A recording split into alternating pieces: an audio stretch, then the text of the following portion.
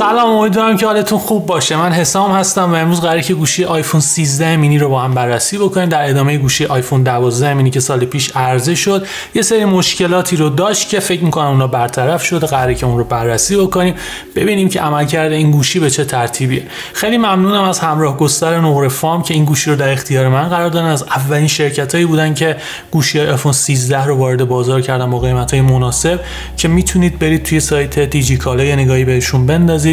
این گوشی توی آبان ماه سال 1400 قیمتش هولوش 26 میلیون تومنه. شاید خیلی گوشیایی رو نتونید پیدا بکنید که هم سایزشون خیلی جمع و جور باشه، هم مشخصاتشون در حد پرچمدارها باشه که این اتفاق توی گوشی آیفون 13 مینی افتاده. توی دنیای اندروید اگر بخوام یه مثال بزنم، گوشی S21 سامسونگ دقیقاً همین فرمیه، خیلی کوچیکه، مشخصاتش خیلی مشخصات خوبه. برای کسایی که پورتابل بودن و قابل حمل بودن گوشی خیلی اهمیت ویژه‌ای براشون داره، میتونه گزینه‌های خوبی باشه. از طراحی اون شروع می‌کنم که خیلی جمع و جور و خوش دسته، خیلی بانمک، وزنش خیلی کمه و موقعی که با خودتون این ور اون ور میبینید انگار هیچی توی جیبتون نیست. حسش خیلی شبیه گوشی گلکسی زد فلیپ سامسونگ، اونم دقیقاً همین فرمی بود. تا میشد یه مربع کوچیک که اونم وقتی توی جیبتون میذاشتید اصلا حسش نمی‌کردید. مهمترین ویژگی که این گوشی داره و وقتی که نگاه میکنید متوجه میشید که آیفون 13 مینیه اینه که دوربیناش حالت قطری قرار گرفتن. دیگه خبری از اون حالت افقی نیست، به خاطر اینکه اپل اومده از یه سنسور بزرگتر به همراه تکنولوژی لرزشگیر برای اون سنسور توی این دوربین استفاده کرده و به خاطر این مجبور شده که دوربین ها رو به صورت قطری قرار بده و همچنین ناچش که نسبت به گوشی آیفون 12 مینی یه مقدار کوچیک‌تره. بدنش از جنس آلومینیومه، پشت گوشی از جنس شیشه است و جایگیری دکمه‌هاش هم هیچ تغییری نسبت به نسل قبلی نداشته. یه تفاوت جزئی که گوشی آیفون 13 مینی نسبت به گوشی آیفون 12 مینی داشته اینه که یه مقدار ضخامتش بیشتر شده، 0.3 میلیمتر، وزنش هم 6 گرم بیشتر شده. درسته که همچنان وزنش 141 گرم، خیلی سبکه، ولی همین افزایش وزن جزئی و افزایش ضخامت جزئی باعث شده که اپل بتونه یه باتری با ظرفیت بالاتر رو توی این گوشی قرار بده. به خاطر همین دیرتر دشارژ میشه و نسبت به نسل قبلی بیشتر میتونید در طول روز با گوشی کار بکنید. اپل اومده از یه اسپیکر استریو توی این گوشی استفاده کرده که خب درسته که سایزش خیلی کوچیکه گوشی، ولی صداش قشنگ شگفت زدتون میکنه، خیلی کیفیت بالایی رو داره. این رنگی که اینجا در اختیار من سفیده و در زمان عرضه نسبت به نسل قبلی به جای رنگ سبز رنگ صورتی روشن رو داریم که اگه دوست داشتید میتونید برید سمت اون رنگ. میرسم به صفحه نمایش این گوشی که خب اندازش 5.4 اینچ، خیلی بزرگ نیست ولی تراکم پیکسلی فوق العاده رو داره، 476 ppi. به خاطر همین خیلی اون محتوایی که توش میبینید شارپه. یه صفحه نمایش اولد که تا 800 نیت روشنایی اون افزایش پیدا میکنه. رزولوشنش فول اچ دی پلاسه.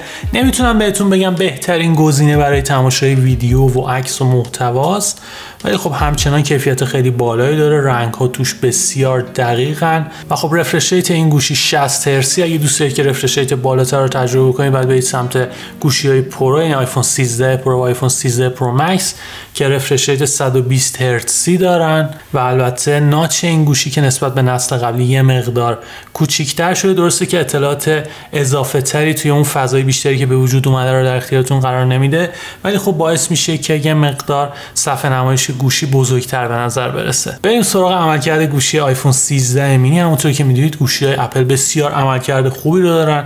این گوشی هم همینجوریه نسبت به نسل قبلی، یعنی آیفون 12 مینی سرعتش افزایش پیدا کرده به خاطر چیپست A15 بایونیک که خب مصرف انرژی بهینه‌تری هم داره. اپلیکیشن‌های مختلف به راحتی روش اجرا میشن، میتونید حتی باهاش بازی بکنید، بازی‌های با گرافیک سنگین.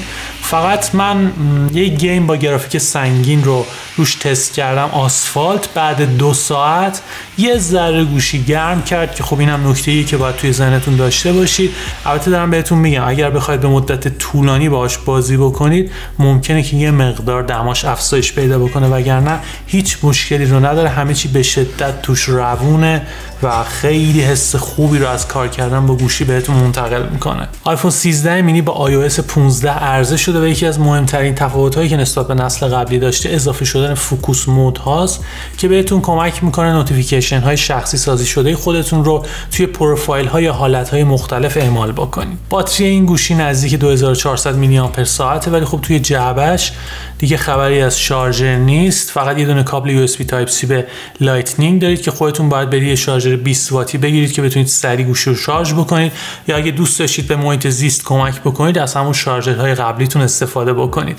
اگر هم دوست داشتید میتونید برید سمت مکسیف که اونجوری میتونید با سرعت 15 وات گوشیتون رو شارژ بکنید. میرسم به دوربینای این گوشی. خب اپل همیشه دوربینای خوبی توی گوشیاش داره. 3 تا دوربین 12 مگاپیکسلی، یه دونه دوربین سلفی و 2 تا دوربین پشت گوشی، یکی اولترا واید، یکی دوربین اصلی که همه اونا کیفیت قابل قبولی رو دارن. اگه 10 سال پیش به یکی میگفتی که با یه گوشی با این اندازه میشه یه همچین کیفیتی از عکاسی رو تجربه کرد، مطمئناً حرفتو باور نمی‌کرد که خب امروز این اتفاق افتاده و به خاطر سنسور با پیکسل های بزرگتری که توی دوربین اصلی این گوشی قرار داده شده نورگیری بیشتری رو نسبت به نسل قبلی خواهید داشت. به خاطر همین نویز عکساتون کمتره و میتونید عکاسی بسیار با کیفیتی رو توش تجربه بکنید. درسته که کیفیت دوربین اولترا واید به پای دوربین اصلی نمیرسه، اما همچنان میتونه یه ابزار کامل برای عکاسی محسوب بشه. تنها نقطه ضعفش نداشتن دوربین تلفوتوه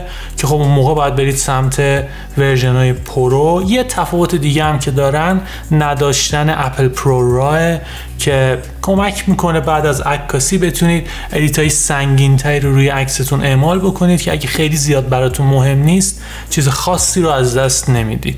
اپل اومده از تکنولوژی سنسور شیفت روی دوربین اصلی این گوشی استفاده کرده که بهتون کمک میکنه بتونید خیلی تصاویر نرم و روونتری رو تجربه بکنید و انصافاً کیفیت خیلی بالایی رو در اختیارتون قرار میده. 2 تا اتفاق ویژه هم نسبت به نسل قبلی افتاده توی این گوشی، یکی سینماتیک موده و یکی فوتوگرافیک استایلزه. فوتوگرافیک استایلز مربوط به حالتایی میشه که اپل توی گوشی آیفون 13 اضافه کرده و به شما این امکان رو میده که بتونید عکسای گرمتر، سردتر با کنتراست بیشتر یا رنگ‌های قدرتمندتر رو تجربه بکنید. فیلتر نیستن اینا و به صورت هوشمند روی عکس اعمال میشن. مثلا اگر سوژه توی عکس شما وجود داره ممکنه که اسکین تونش ثابت باقی بمونه و بقیه محیط اونجوری که شما دوست دارید تغییر پیدا بکنه. و حالت دوم سینماتیک مود که یه جورایی همون عکاسی پورتره توی دنیای ویدیو میاد به صورت نرم افزاری بک‌گراند سوژه‌تون رو محو میکنه که میتونید تصمیم بگیرید که چقدر این محو شدگی اعمال بشه. میتونید اون اف استاپ های مختلف رو توش تجربه بکنید. میتونید بعد از تصویر برداری فوکوس پوینتتون رو تغییر بدید که خب خیلی امکان جالبیه، فقط محدود به رزولوشن فول اچ دی و سرعت 30 فریم بر ثانیه هستید. یه نکته جالبی هم که راجع به دوربین اولترا واید این گوشی وجود داره اینه که اگه دوست دارید که عکاسی ماکرو رو تجربه بکنید باید برید سمت سری پرو، به خاطر اینکه دوربین اولترا واید اونا سیستم اتوفوکوس دارن و بهتون اجازه رو میدن که از فاصله نزدیک عکاسی بکنید، چیزی شبیه به عکاسی ماکرو که خب این امکان توی گوشی آیفون 13 مینی وجود نداره. در نهایت باید بهتون بگم که بسیار گوشی بانمک و خوش‌دست و جمع و جوریه. مشخصاتش هم که در حد پرچمدار و سخت افزار بسیار قدرتمندی رو و همه اونایی که دوست دارن گوشی پورتابل داشته باشن حتما این گوشی رو توصیه میکنم. توی کامنت ها بنویسید که نظر شما راجع به گوشی آیفون 13 مینی اپل چیه. اگر این ویدیو رو از طریق پلتفرم یوتیوب تماشا میکنید حتما این کانال رو سابسکرایب بکنید، اون زنگوله کنارش رو هم بزنید. خیلی ممنونم که نظر میدید، کامنت میذارید و امیدوارم که این اتفاق یه روند ادامه دار باشه. مرسی.